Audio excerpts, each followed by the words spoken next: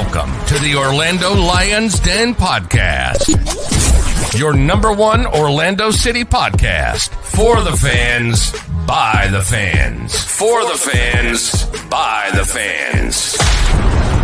Keeping you in the know on all things Orlando City since 2018.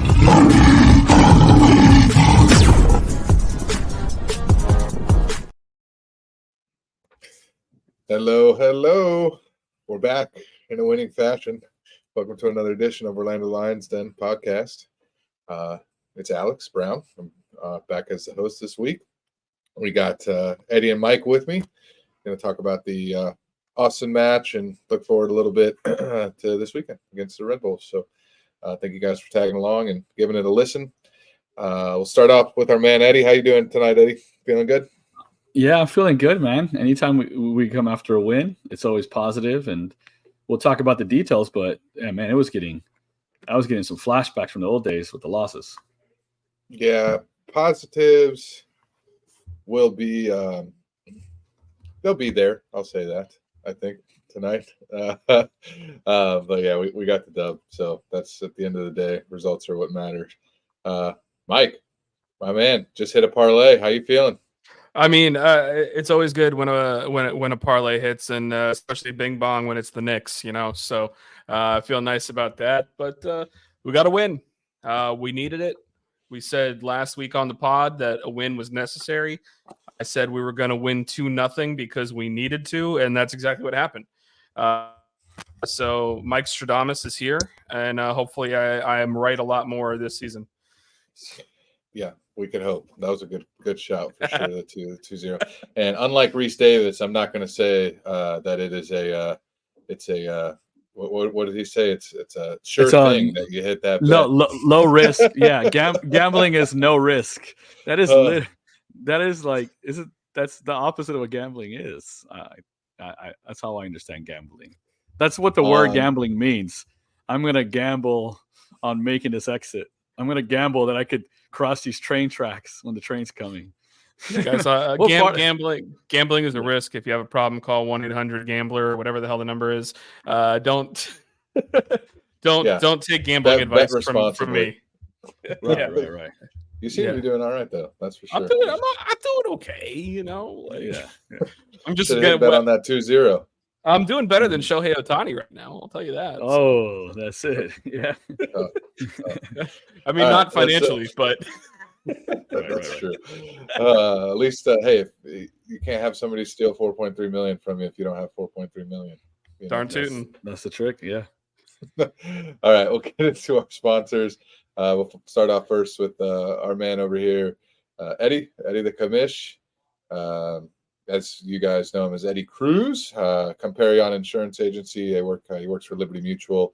Comparion is a subsidiary that can shop multiple different insurance companies for you. So you've gotten quotes from Liberty Mutual in the past, and they've been asinine or crazy high. Eddie and I know exactly where you're coming from, but this is something different. So this can shop around multiple rates for you: car insurance, house insurance, life insurance. Eddie does it all. Renter's insurance too is important, especially with hurricane season coming up. So I had a guy come into the bank. His escrow went up $200 a month. Doesn't know why. Said it's probably the insurance. Came back the next day. He said, you were right. It was the insurance. So unfortunately, I'm not allowed to give away any information about that with the bank. But I wish I could have given him Eddie's number. So if you're looking to get maybe cheaper and sometimes even cheaper and better insurance, especially on the home insurance with those crazy hurricane deductibles, give Eddie a call, screenshot or take a picture of the QR code on the video, or just hit us up on Twitter or Eddie up on Twitter, and we'll get you back with that. Leo with the Accurate Mortgage Group, Epic Mortgage Team. That's his old one, but this is his new one, powered by U Mortgage. Does mortgages, obviously, and rates are starting to go down, hopefully, and maybe some refinances if you got stuck in the last 6 months to a year with a high interest rate. Give Leo a call. If your credit's gotten better, give him a call. He might be able to get you something set up that gets you lower payments on your mortgage. If you're looking to get a new mortgage, don't know where to start, buy a house, hit up Leo, because even if you don't go through him, he will point you in the right direction. When I bought my house, I couldn't have done it without him. And that's not me just saying that because he's one of my best friends. That's me saying that because he was able to point me in the right direction at every step of the way, from building my credit up to the day of closing. So hit up Leo if you need help with that. We have Field Turf USA, long time partner with us. Obviously, you know what they do if you've listened to us in the past. They do, you know, those combo pitches between Astro or turf and real grass. So it's part of Exploria part of Inter and Co Stadium is the Field Turf, and a lot of the stuff around the world is that as well. And then lastly, we have Fubo TV. Scan the QR code. Check it out on the reply on the Twitter pod once we post it. But if you're interested in checking out some free channels, download the Fubo app. They got all sorts of free TV channels you could watch what they have streaming there. And then they have an excellent package that provides a ton of cool features and a lot of soccer around the world. So sometimes Fubo is the only way you can access the team that you like. And if it is, make sure you use our QR code before you purchase with them. That's it on the sponsors. So we'll dive right in. First topic, obviously, is the review of the Austin match at home this past weekend. Big match for us to get back on the correct side of things. Obviously, it's the first win of the season. 2-0. Jack Lynn comes in, gets a nice header, beautiful ball from Dagger Dan. Huge rotation, really, and I mean the bench was just. Those guys were like we were thin on the bench, that's for sure. So I was glad we got that first half goal. And then Nico finishes off a nice match with a beautiful set piece free kick, tucks it in to the top left corner. Goalie may have had a shot, but didn't take it, and that was it. And we went 2-0. I was happy, but when you look at Austin, I mean, you can't not be happy in a win, right? Especially when you covered this team for so long and followed them, and you watch every single match and every minute. I know a lot of us do that, and those listeners do too. So obviously you're excited about the win, but immediately after the win, first thing that came into my mind is it was Austin, right? They're a favorite for the wooden spoon. I believe I saw a stat that said they won one match in the last 17, dating back to the Leagues Cup last year. Before that, they lost both their matches in the Leagues Cup. So, you know, personally, the saying you're taking it with a grain of salt, that is the definition of what I'm taking this win with, although I am happy with the result. I want to know if you guys are feeling the same way. Eddie, I'm going to start with you. I mean, are you how on a scale of 1 to 10, how happy are you with the result, and how much are you buying the result moving forward in the season? I would say like a 7. The reason is, well, because Austin sucks, and there's still some of the issues that I'm seeing that have been happening. Like we got the expected goals is nearly 2, and we got 2 goals, right? One's a set piece. I want just consistent, reliable type of goals. I want to score from true open play. We got the cross was a great ball in from Dagger Dan. You want to put, I always say, you got to beat your defender to the nearest post. Jack did the basic thing. He did the right thing because not all the strikers do that. He went to the far post and put it in from close range. Well, that was good. I'm not knocking that at all. But I just liked a little more finishing, a little bit more clinical in the third. We 21 shots, 7 on target. I think it was a save on Angulo. That was really good. I don't know how much the rest tested the goalie from Austin. So I want to see an improvement on that. Austin kind of stinks, and so I don't want to hang my hat on it too much. We would have wiped them out like 4-0, 5-0. I think I would have had a little bit more excitement. But look, I would have been in the mud, as they say, if we would have lost. So the fact that we won was positive, and that bench was crazy. It was just kids and then their dad, Felipe. It was crazy young, and so I was happy we didn't need to rely on the bench, and I was happy that we had control. Austin really had no threat. I saw what their game plan was. but they try to kind of do quick switches and get behind Dagger, and they just couldn't pull the passes off. And I think the way Austin plays suits us. They have more possession than us, and we do better when we're more in transition. Most of our chances come from transition, and our defense is better when the ball's in front of us, not behind us. When we don't have a lot of possession, sometimes it suits us too, because we don't lose the ball up high and get caught on the counter. So I thought it was just a perfect time to play a bad team like that, a perfect matchup, perfect situation in all accounts, with the international duty, with our losing streak, with the curse of Inter and Co. We hadn't won a meaningful, other than Canadian Premier League match since we changed the name. And then we go ahead and affiliate ourselves with Orlando Tragic. I know they're still doing good, but it's Orlando Magic. Maybe they get a playoff win, or maybe, probably not, and a series win. And then they go back to being Orlando Magic. So I never liked that affiliation, and I don't like to associate with losing any more than we've already had in the past. So that's my gratuitous cheap shot at the Orlando Magic. I'm done. Jeez Louise.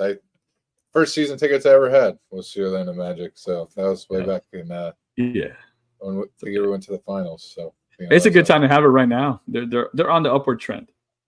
I'll be honest. Yeah, they have a waiting list, and the tickets have it's crazy how much tickets have gone up.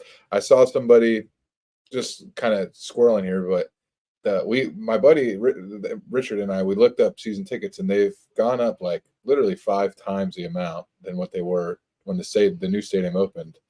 And I saw somebody say, "Oh, well, for the first round, the tickets are only $120 a pop." And I just remember for games 3, 4, and 5 of the NBA Finals against the Lakers and Kobe, I paid $42 a ticket to sit in the upper bowl. Not even like in the really bad nosebleeds. Like we were like 4 rows up on the free throw line. Wow, it's that's crazy. I don't know. Things have gone up insane, I guess, in the entertainment capacity. It's just ticket prices in general, man. Like we just went and saw Fall Out Boy there the other night, and we had lower bowl tickets, but I'm pretty sure we paid like, I want to say like $120 a ticket for that. Like it's crazy. Yeah, look at all the Taylor Swift madness and all that stuff. It's like, I mean, I definitely remember back in the day, like right when the Magic were booty cheeks. I went and got tickets to see the Knicks there. Back when Melo was still on the Knicks. And I remember, I think I got upper level seats for like $25 probably. Like if that, like nothing. Those days are long gone. So I'm pretty sure I got tickets for a UFC fight night there for lower bowl for like, at like front row lower bowl for like $65. Because I met Bruce Buffer and it was cool. I do remember. I remember when they would come here. That was, especially like 10 years ago. Yeah, that was a fun time. Mike is hoping that that the Orlando Magic don't even get one win in the playoffs, because right now they're slated to play his team, the New York Knickerbockers, right? So yeah, no, it looks like it's going to be Knicks Magic. But if that's the case, any of our listeners that have season tickets for the Magic and want to bring me to a Knicks playoff game, I promise I'll be respectful. As a Knicks fan, that's a total lie. It's not going to be that way. But yeah, man. Happy for the Magic. Very happy that they're doing well, because the fans that are like the real fans that have been there for a while, like the Cleons of the world, they deserve that little bit of happiness. And I hope that the organization doesn't just do what they've done every time that they've started to smell success, and that's just trade away their best players. So fingers crossed that they don't do that again. That's the Orlando staple. So I know. I think. What'd you think about the win against Austin, Mike? Are you buying it, or are you still a little hesitant? Dude, it's a little bit of column A and a little bit of column B, honestly. Like, I'm pleased as punch that we won. I'm not even going to try and sugarcoat that. Like I said last week, this is a game you have to win. This is the must-win game now that we're out of international competition. Beginning of our season was awful. We had a very tough stretch of games. You got this win. Now you have to go ahead and build on it and keep winning these other games. This was a slump buster game. We got a bad team who has not been playing well. And we were also in a situation where we're missing a lot of our best players. We had 7 players on international duty. Like, that's got to be up there with some of the most in the league. 7 players on international duty. Some of the other guys stepped up, like a guy like Jack Lynn getting in and getting a goal, stepping up. I feel like, especially in the second half, Martin Ojeda played a good game, had some good chances. We've been dogging on Nico Ladero a lot lately, and he had a really good game. So this was an opportunity for those players that maybe are looking for a chance to show what they can do. It was a chance for them to go ahead and show what they got, and I feel like some of those players took it. Am I fully convinced because of the fact that we didn't have our full allotment of players? No, because that's really what I think kind of needs to happen here. Is we need to now start making sure that when those guys come back in, we can continue to win games and play like that. So if anything, I just kind of hope that it pushes everybody forward. Tough game coming up next, but I'm happy with this game. But like you said, Austin is a bad team. And like, after we wrapped our Den After Dark, which, you know, we still went for a little over an hour. Like, after we wrapped that, I went and listened to Austin Fan TV. So shout out to them because they were cool. I noticed OC Fan TV was in there with them for a little bit. I went in and listened on their space, and man, they're down rough, dude. Like, listening to some of what they have to say about where their team's at and how they feel about the front office and Anthony Precourt and Wolf as the coach. And like, I know we say some things that sometimes people get questions about how we feel about certain stuff, but man, go look at that. Go look at that. It's going to bring you back to the glory days of Orlando's. Hey, Mike, did you feel like Bane? You were like, I'm born in the darkness, you know? You guys are just getting in there, bro. We were born in this. You know? we know what this is. Yeah, so it's funny because like I didn't say anything while I was in there, but I jumped in right after we were done with ours, and I think it was Zach from OC Fan TV was talking, and he was basically like kind of bringing up like what our history was like. And I'm just kind of sitting there. I was like, I don't think these guys want to hear about how bad we used to be and where we're at now, man. Yeah, only 5 years is what you have to win. Yeah, 5 years. Hey, at least they had the first good season where they made the playoffs. You know, like right. We didn't get that. We missed out. I think if I remember correctly, season 1, or it was either season 1 or season 2, we missed out on the playoffs on decision day. We did. That was season 1. On season 1. And it was decision day, and I'm pretty sure it was by a tiebreaker that we lost. Yeah, we had we went on a run there for a while. You know, we beat a bunch of teams. And I remember beating Drogba in Montreal, you know, at the end there, Seb Hines had a scruffy goal. But yeah, until you've gotten with 3 points from like 60 or whatever the heck we had, Alex, remember some disaster that you always remember that. They're close. Yeah, they're getting there, man. But they're getting there. But look, like, at the end of the day, Precourt is the guy who abandoned his family, got a new family, and turns out he abandoned that family too. It's just, you know, they thought he really loved them, but Precourt's gonna Precourt. You guy sucks. Now, Mike, you mentioned slump busters, and you know, in my heart, like, I agree, but in my brain, I'm just thinking to myself, like, the guys that needed the slump busted the most, other than Nico Ladero, weren't there. You know, yeah, Pedro wasn't there, Wilder wasn't there, Facu wasn't there, and you know, off the top of my head, those are 3 guys that like really needed to feel a win. And you got Pedro sitting on the bench, Facu playing like Basque national, like a not even a real international team. You know, and shout out to our Basque nationalist singer listeners. Sorry about that. I believe you're a real country. I stand with the Basque.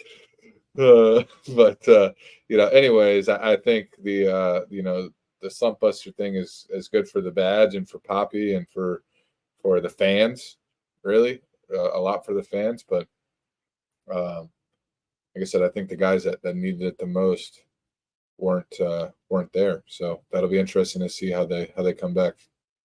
Yeah, I mean, honestly, I mean, you're right. You know, we really did need those guys here, but MLS doesn't follow the FIFA calendar, which still to this day is so annoying. Like, I know the Red Bulls were another team that requested to have their game moved because of the fact that they were missing same amount of players as us, and the league denied it. Granted, they went on to do what they did and completely tore to shreds Inner Fort Lauderdale. But like, it's I just don't understand how we're still, we're complaining about fixture congestion for the Open Cup while we're creating the Leagues Cup, and then we're not even going ahead and working with FIFA to make sure that we're not playing games during international breaks. Like, it's so stupid. Like, Don't get me wrong, I like to be able to watch the games and stuff and us not necessarily have to take a break, but at the same time, if we're missing players, it's beyond frustrating to know that, like, this is something that could and probably should be avoided, Yeah.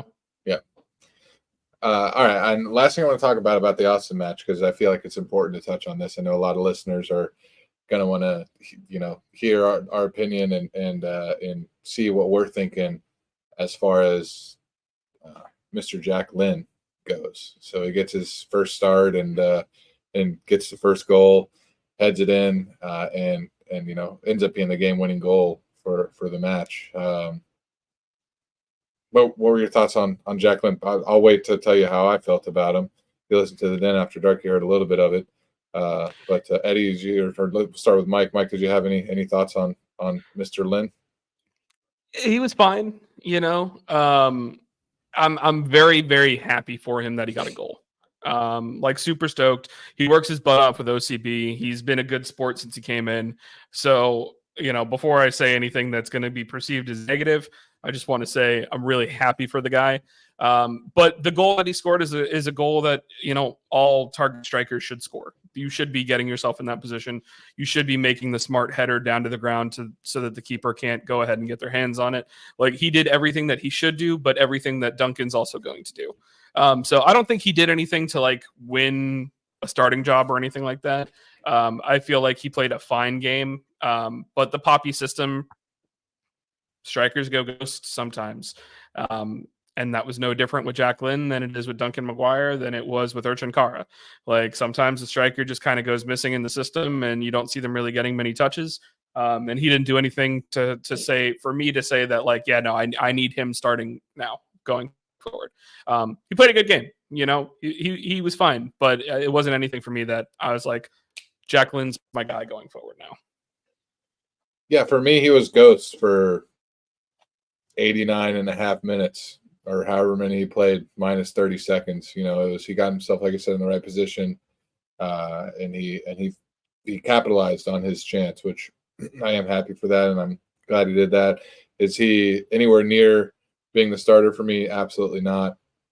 I hope that he can play that role that he had and step in when we need him. But to me, he seems like a perfect, if we're going to run two strikers, he seems like a perfect first guy off the bench. Now, if and when Duncan leaves, we may not have a choice but to play Jack Lynn, which is halfway somewhat a scary thought.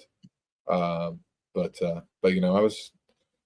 was happy with his performance. I was satisfied with it for sure. And if he wouldn't have got the goal, to me, it would be an opposite conversation if he wouldn't have got the goal. So that tells me just off that, the goal is the only thing that really made his performance. Eddie, your thoughts on Jack?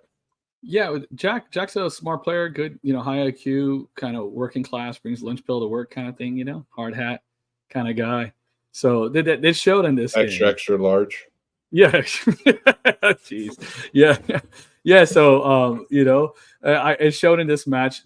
Some of it is he was kind of ghost, but some of it is just every looks like a ghost in Oscar's system a lot. But I thought he had a moment or two, a good hold-up play and some smart runs. But there was one where Nico tried to play him behind, and he just didn't have the pace to break away. And there's just some things that you just see. It's just athletically, he's just not near Duncan's athleticism, in my opinion, and Duncan's faster too. I think it's his high IQ. It's just like Lewandowski kind of thing. Obviously, he's on his level. People are real excited because he was on OCB, but I think he's older than Duncan Maguire. He's not a young guy. He's older than Cesar. He's older than Facu. He's older than Duncan. He's as old as Brekalo, I think. He's old as old Rodrigo. He's not a young guy. So we don't need to like, let's see what we got here and invest in a bunch of minutes in him. But he some of the limitations that, in my opinion, are why he hasn't broken through. We're kind of there to see, but a lot of it is just Poppy's system, and it is what it is. There's not much to it. Smart IQ guy got him to his smart IQ got him to do the far post run. A lot of times people aren't doing it. He did a good job staying on side. That defender was that line was terrible from Austin. It looked like a zigzag, and it played him on. And then Dagger, put a perfect cross at a big target right there, and he did a good job by heading it down. And sometimes people go up and they miss. So I think he's fine as what the third striker. Now he should stay in the first team, not OCB. Maybe sometimes he gets some minutes, he can play with them, but I think it's time for him to be with the first team, get some extra minutes. As a sub, I don't mind it for the last 10 minutes of a game. And if we're using two strikers and Muriel and Duncan are there together. Ideally, when Duncan's usually not a 90-minute player, Muriel was this last game almost, move him to striker and make changes that way. But it's ideal. But if not, put Jack in there. I'm fine with that. But nothing else, nothing more to it. It was a bad Austin team, and he got a good goal. And I don't know. That's about it. That's all I got to say about that. Forrest Gump. Cool. Yeah, I mean, I agree. Especially if you consider if Ramiro isn't dead. Yeah, it could be. We don't know. We have no idea. I got a message being printed on the milk cartons right now as we speak. So right. And for real. Maybe somebody with a press pass can see if they find Ramiro on the training field and let us know. Yeah. I don't know where he's at, or Cesar's injury. So hopefully we get some news on that. That would be, I do. Nice. I do prefer Enrique still coming off as a wing, but if I had to pick between striker Enrique or striker Jack Lynn, I'll take striker Enrique still. So credit to the guy. I was happy for him. Great moment. Great goal. No, I got nothing wrong with him. I'm just trying to get the best lineup out there as possible. And he's not a local guy or anything like that. I don't really have the emotion to it as some other people do. That's just me. And I mean, on the other side, Luis Muriel. Last thing I'll say, I always mentioned the Jack Lynn thing, but this brought me to Muriel. I remember in the Den After Dark, somebody had mentioned, Jansen may have been wearing the armband, but Muriel was the captain. It felt like. Oh yeah. And I feel like his performance was polarizing because I saw a lot of stuff about that people wanted to get forward. People were tired of him walking, this and that. And then there's other people that were like super impressed with his class and skill and his ability to break down defenders and to show that world-class skill that he has. Right.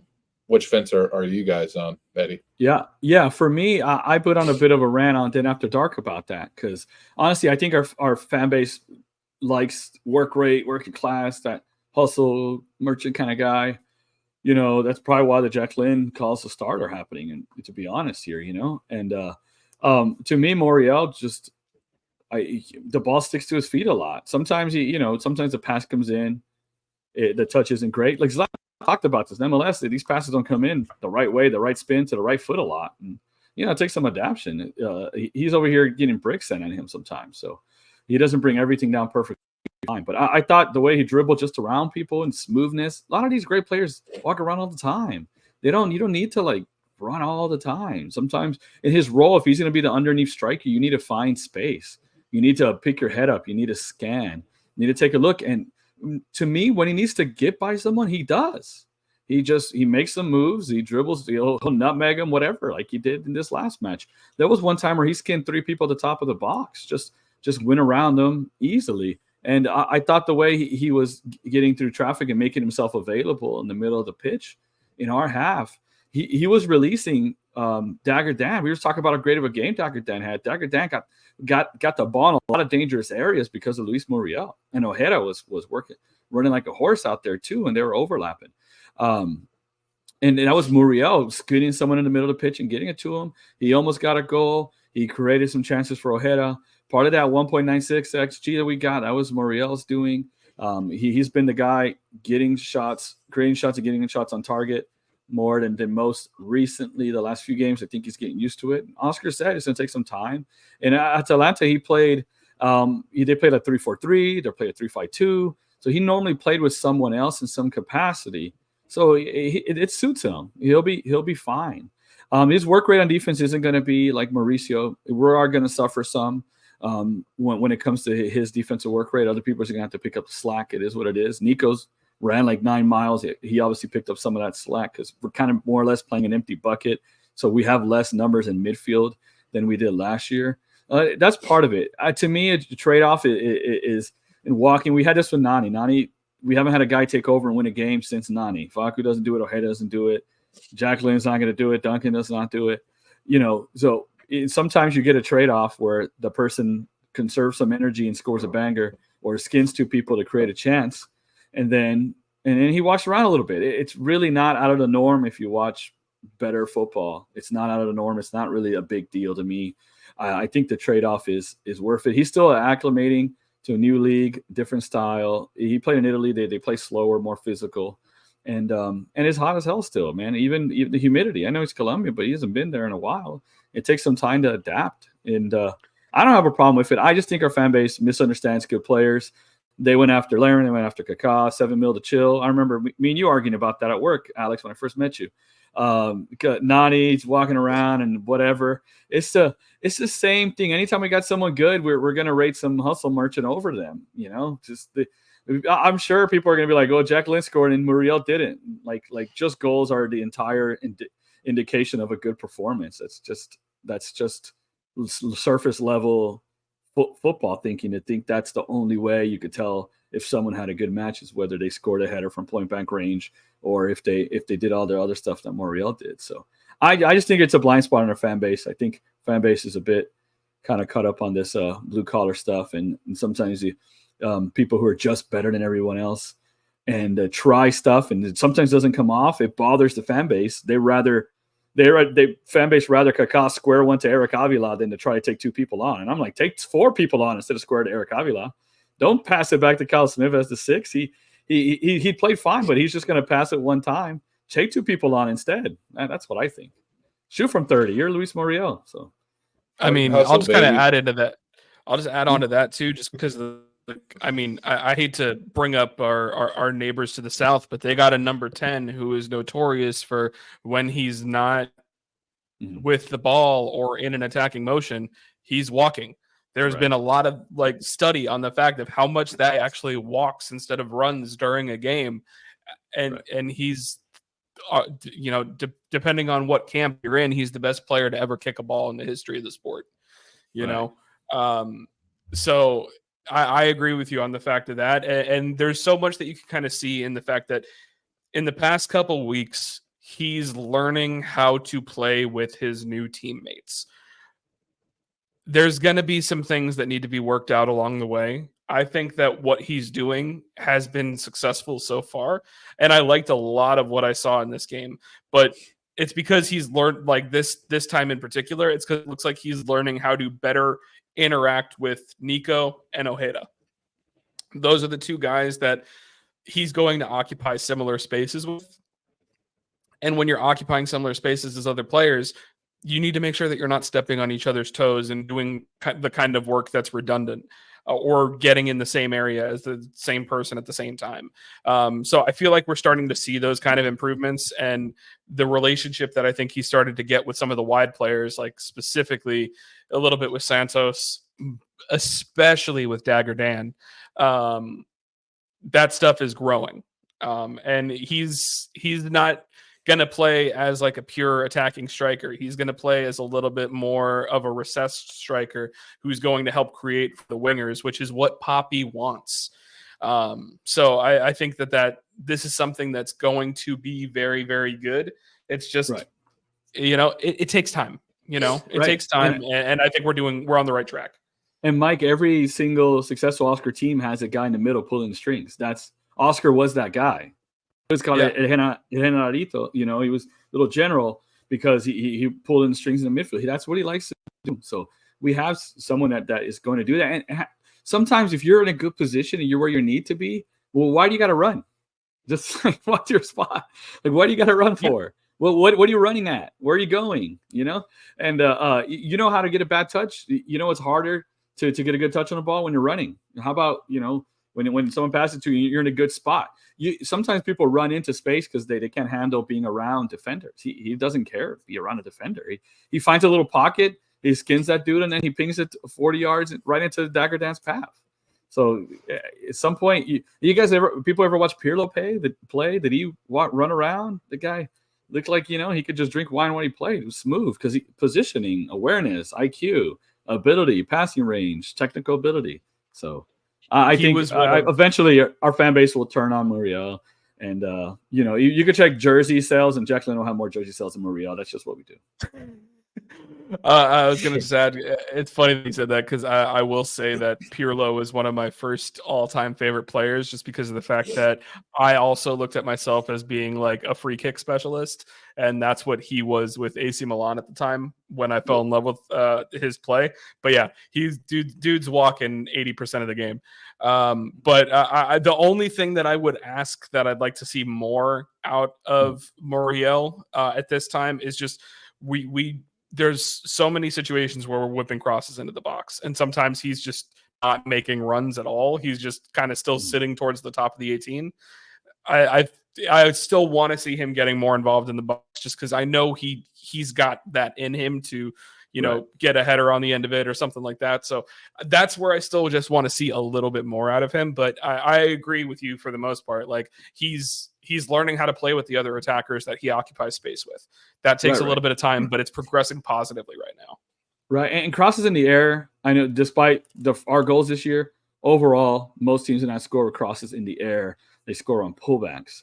Pullbacks works. If he's going to be at the top of the 18, how about pulling one back to Luis Muriel? How about that? We just haven't done it yet. Yeah. It's true. We just haven't done it yet. Yeah. Padura curl the crosses in. They start going to the near post. They dunk and crash the near post. I'd have another person make a run in there, maybe like the other 8. Cesar isn't pretty high lately, and you got 2 men in the box, and then Muriel peels back top of the 18, and bam, that's useful. And I think we did it once; it just didn't come off. It got blocked or something. Yeah, I agree with everything you guys said. I think if I'm not mistaken, he was in somewhat of that pullback position on the assist from Dagger Dan, and those Austin was keying on Muriel, knowing he's a DP striker, and then Jack Lynn just goes pretty much unmarked on the back post. So, there's a lot of things, like you said, Eddie, that you're not going to see visually the impact that he makes on the match, but mentally, it's there. People know when he shows that world class touch, and when he shows the ability to dribble through 3 dudes and then draw a foul, it automatically garners the attention of the opposing team, and for the rest of the match, they're like, we can't let this guy kill us, anybody else but him. Right, and I think did he win the free kick that Nico scored on? I'm not sure if he won that one or Nico got. I was thinking about that. No, that was Nico. It was Nico. That was Nico. But he won one earlier that Ojeda had to put a good strike on. Right, he got it on frame on a free kick. So yeah, those are going to happen.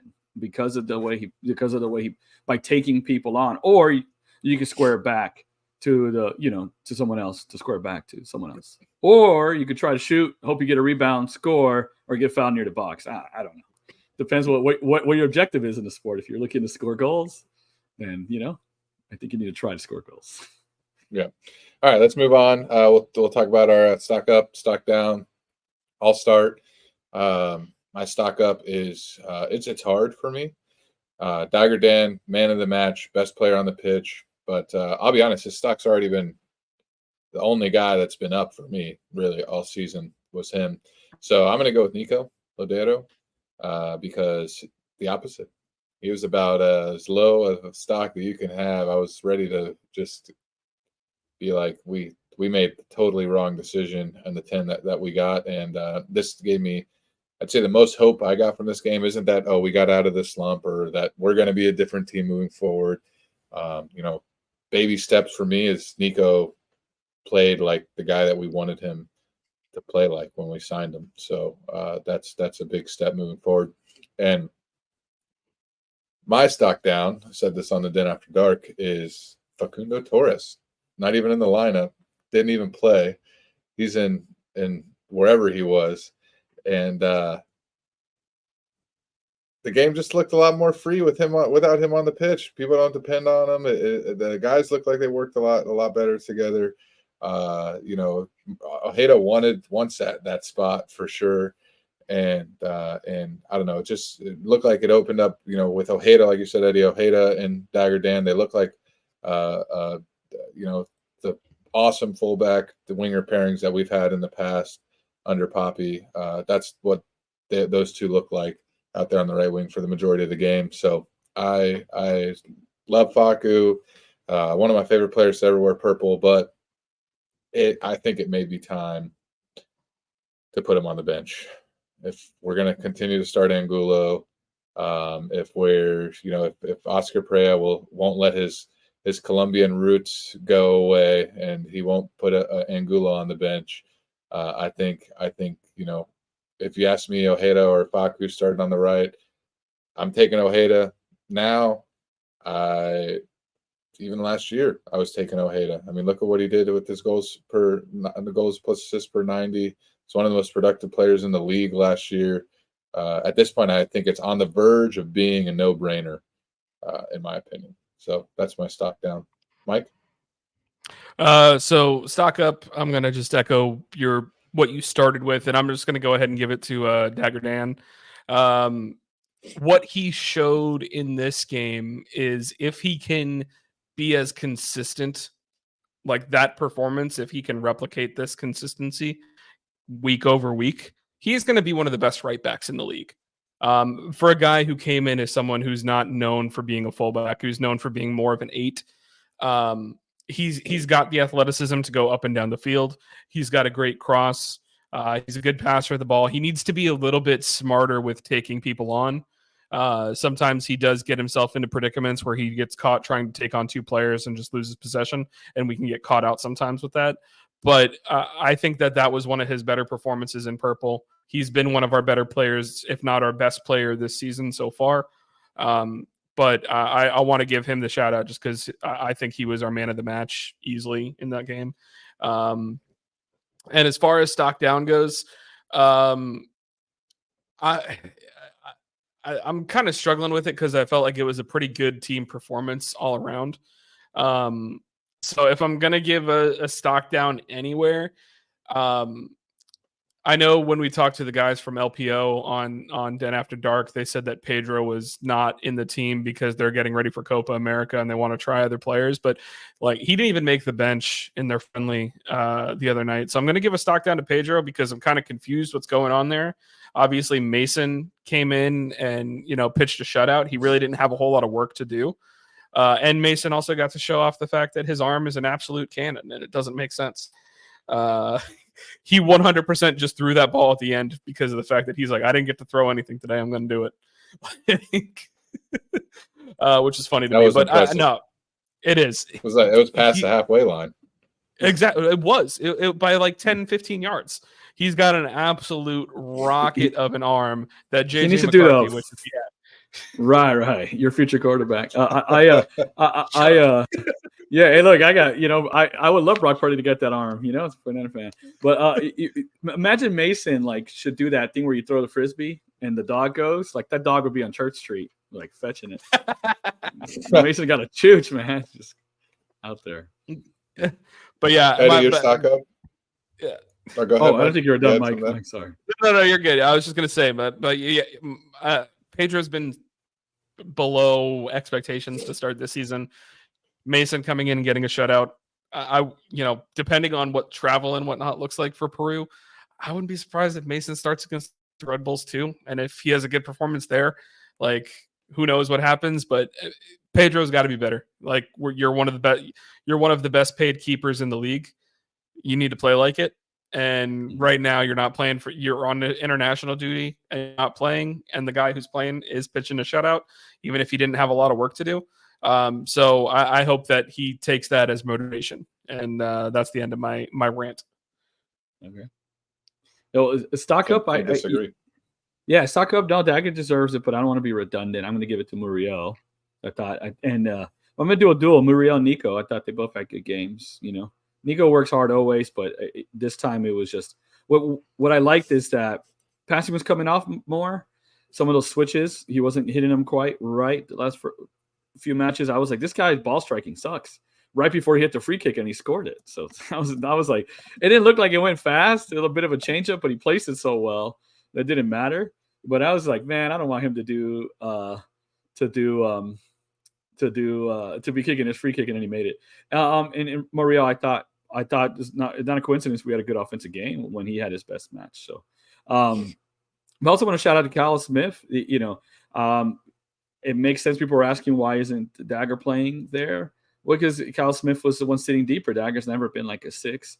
Kyle Smith can do one thing really well, really, is defense. And when he's there at the 6, most of the time you want your 6 to be clean, just be tidy, one touch. When Kyle starts dribbling and taking people on, that's when his level shows. But when he can defend and use his IQ and keep it simple, he does a good job. So shout out to him. And I thought Rodrigo I thought he had a pretty good match, actually. I thought Rodrigo's pretty decent. Bounce back match for Rodrigo. A little shout out for him there. That's it. Stock down is the scoreboard, dude. Wilfredo Rivera, the pride of Puerto Rico. His dad opened the door for me as I left, kept the door open. Classy guy. His family's there. His first time on the first team for a bit. He should have got some minutes, in my opinion, just for fun. We were up, but they put his picture. Instead of his picture, they put Mikey Holiday for Wilfredo Rivera, the whitest guy, Michael whatever Holiday for Wilfredo Rivera. He was on the team last year. You don't got a 2003 file you can just pop up there, And then Dagger Dan, half his head was cut off. He looked like the Canadians in South Park, So stock down to the scoreboard, dude, and one last stock up to the game day poster. They put 2023, but I'm convinced. I'm convinced that was the hodo, the hoodoo, or to break the bad juju we had. So stock up to that guy, but stock down to the scoreboard guy. Or maybe I'm being unfair. Maybe keep the scoreboard thing up. I'm not superstitious, a little stitious. Maybe keep the scoreboard wrong. So next match, whoever when Alex is right, Facu's on the bench, throw out a picture of Mikey Holiday and see what happens. Maybe Facu's back, Maybe, yeah. The game day poster, I got a kick out of that. I was like, oof. Hey, I had nostalgia too. I was like, remember when we were good? It wasn't that long ago. To be fair, March 2023, we weren't true great either. So yeah, right. But it did what it had to do. It was going to go one of two ways. It went the right way, so that's good. right. All right, let's move forward. We'll talk about the New York Red Bulls match. Mike mentioned earlier that they absolutely slammed the team that absolutely slammed us. So they beat Inter Fort Lauderdale, Pompano City SC 4-0, and Miami had Suarez and Busquets and Alba in the lineup. So slamming like they didn't, everybody was gone. So they had quality. Miami's starting to feel that congestion schedule, I think, that we felt. But it was a convincing win from the Red Bull. It's one of those wins that, like, as a team that lost 5-0 to the team that they just beat, and now you got to play them, you're kind of like going, oh, I hope the Austin match, hope we can build off it, but it's not going to be easy with the Red Bulls coming in here, a team that Oscar historically hasn't had great luck against, the New York Red Bull. Recently, yes. Recently, yes, yeah. Since that Open Cup second half, yep. we smoked them twice. We beat them twice last year, I think, right? Yep. Last year was his first year, really getting off. Yeah, like you said, since the Open Cup in 2022. But before that, it's a team that they were picking up that he just could never beat. So it'll be interesting to see what we can do. Coming off the win. I don't know what players we're going to have back. It'll be interesting to see who comes back. Pedro might be back because he hasn't played. He might be available. I know Wilder started in the first friendly for Peru. Facu played and started against Basque. And so it'll be interesting to see who we can actually field on Saturday. Give me your thoughts. And then I also want to hear your predictions as well. And then I'll share mine. I'm going to start with you, Mike. Yeah, so I will say that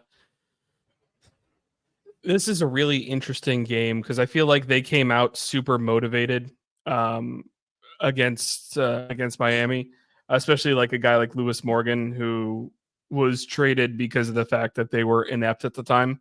He wasn't a guy that they necessarily wanted to get rid of, but they kind of had to because of the fact that they lost all their allocation money for not knowing how to run their team. And he scored a hattie against them, and I'm sure that felt awesome for a guy like him, especially a guy who's also struggled with injuries. But I feel like this is still a team that, they're still a team that's beatable, and they had a really good performance.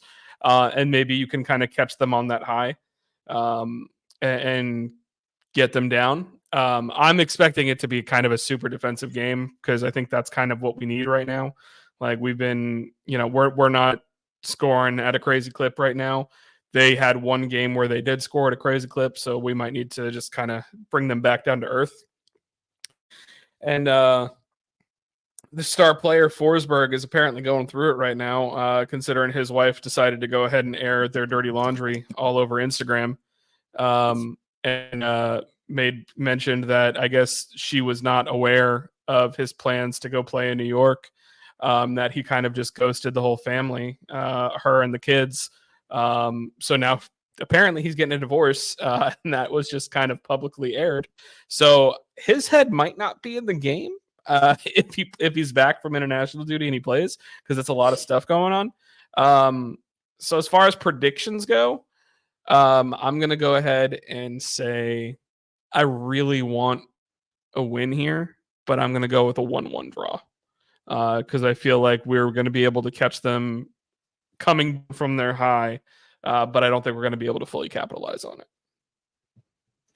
1-1 draw. You took the words right out of my mouth. I'm also going to say 1-1 draw just because last week I said a 1-1 draw and we won. So that's purely for the reason of why I'm going to say a 1-1 draw. But it looks like, let's see, David Brecalo and Pennsylvania, they play tomorrow. So he may be back. Depends on how quick he can get back. But they play Portugal, Ronaldo in Portugal. And Ronaldo is in the team. And I just looked who Portugal played in their first game of this friendly 2-game stretch. And it was Iceland. And it just made me think, thank goodness. Thank you, Iceland. I appreciate you, Iceland, for not taking Dagger Dan from us. Because right. I don't even want to know what that match would have been like. I don't even know who he would have. I mean, Mikey Holiday would have had to start. It would have been a totally different match. So thank you, Iceland.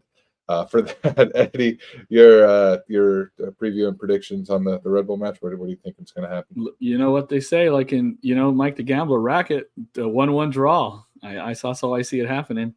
Did I use that right? I don't know if I did, but I see a 1-1 draw as well. And I think it's depends if Caesar's alive or not. I don't think he's going to play either way. Hopefully Wilder comes back. He got to play in the international duty. Hopefully he comes back and plays well. But I think with Red Bulls, usually it's about in the midfield and those second balls. Their passing accuracy is always going to be trash. It's never going to be good. So, but they fight for those. They fight for those second balls and try to create turnovers there. So it's going to be about in the midfield, and the midfield hasn't been great this year. And I just don't think it's a great matchup for us to kind of really impose ourselves. If we can be clean in the midfield, which we have trouble with sometimes, and get through their counter press and all that pressure that Red Bull soccer does, then maybe we could catch them on a counter. That's how we score most of our goals in transition. And we get a goal that way. But they also are playing with 2 strikers that when Miami did that, they gave us a tough time too. When they kind of played that way. So I could see Morgan dropping out wide, going left, scoring like he did in the Open Cup. But like Dagger goes up, Morgan likes to split out wide as a striker, and there's going to be a ton of space for Morgan to really get at us at that point. So I'm going to say, Forsberg's back, and in their midfield, I think they'll make it difficult for us. So 1-1 would be an optimistic, good result. That'll mean we're trending upwards. I'll take that just fine personally. So yeah, I'll take the 1-1. I said we needed what I say 9 or 10 points out of the 5. We got 3 in the first one, So we got Red Bulls, DC, Montreal, and Toronto coming up. And that'll leave us to get 5 out of those last 3 games. So I think it's possible. And they're on the road, and we're playing on the road after this home match. Sorry, we're not back home to the 23rd of April, something like that. 27th of April. 27th. But right. I'm looking at the schedule, and it's just hilarious. We can't take 2 weeks off for the international break, but we could get a 14-day stretch right after the international break. So Right. you just Makes got to no love sense. MLS scheduling. Makes the most sense. We won't play again for 2 Saturdays after this Saturday. I don't get that.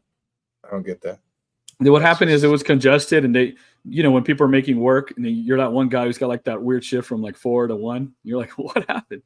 Like, we just had to make it work. All these guys were on lunch, so we just need you to cover this area, and that's what they did with us. I didn't. Whatever. Oh well. Yeah. That's just the glories of MLS, I guess. Okay. Last but not least, our shout outs. I'll start. I'll get out of the way. I'm gonna take a shout out to the old Pro Referees organization, because it looks like there might be a deal in place. Although we haven't had like horrible reffing, but our games haven't been like super competitive. Knock on wood. But yeah, it's been pretty abysmal. We saw in the Houston match, guy gets literally elbowed in the eye, huge shiner, and they go down and score the winning goal against Colorado. And head injuries are supposed to stop the match, but the ref didn't call a foul, let alone stop the match for the massive bloody eye. So it's just every week it feels like something new. And this week we weren't shorted of that. So hopefully there is an agreement made. Hopefully we can get Alan Chapman and Ted Uncle back into Intern Coast Stadium and see their lovely faces again soon. So, Mike, your shout out. Yeah, I was sitting here thinking the entire time. I'm like, I do not have a shout out, so I'm just gonna go ahead and give a shout out to Dos Acero. U.S. men's national team beat Mexico again in the Nations League. Love to see it. Tyler Adams from the infirmary is where he actually took that shot from the emergency room because he's been injured so much. Took that shot from all the way from the hospital, put it into the back of the net. Super, super excited for him. And then also the U.S. youth national team, which featured Duncan McGuire today. They played the France U23s. In front of what looked like a pretty packed stadium. And they got a 2-2 draw. They were down 2-0, scored 2 goals late to come back. And that's who they have to play in the Olympic group stage. They're in the same group as France. And dude, it's wild because obviously look at these players who are under 23. I think the highest valued player on transfer market for the US was like $4.5 million. And the cheapest one starting for France was $7 million. And they have these $35 million under 23 attackers and midfielders who just are, the France team is so stacked from that they have 5 different starting lineups that I think they could start that would steamroll everybody in CONCACAF. So shout out to them and to the U.S. soccer. Hopefully things continue to be good. And yeah, Dos Acero. Greg Berhalter lives to see another day. You sound so thrilled, Alex. Dude, the thing is the players like him, and I just at this point I just my hands up. We don't know anything, so I don't. Whatever, I don't care. Yeah, I don't care. Yeah, beat Mexico. That's all I'm going to ask for right now. Right. You know how they say Red Bull gives you wings, right? I think Mr. Forsberg took that a little too literally. Got on some wings, left his family behind in Europe, and is over here. So shout out to that piece of crap for abandoning his family like that. So that's my shame shout out. What is it? Keith Foreman used to do, the worst person in the world or something like that.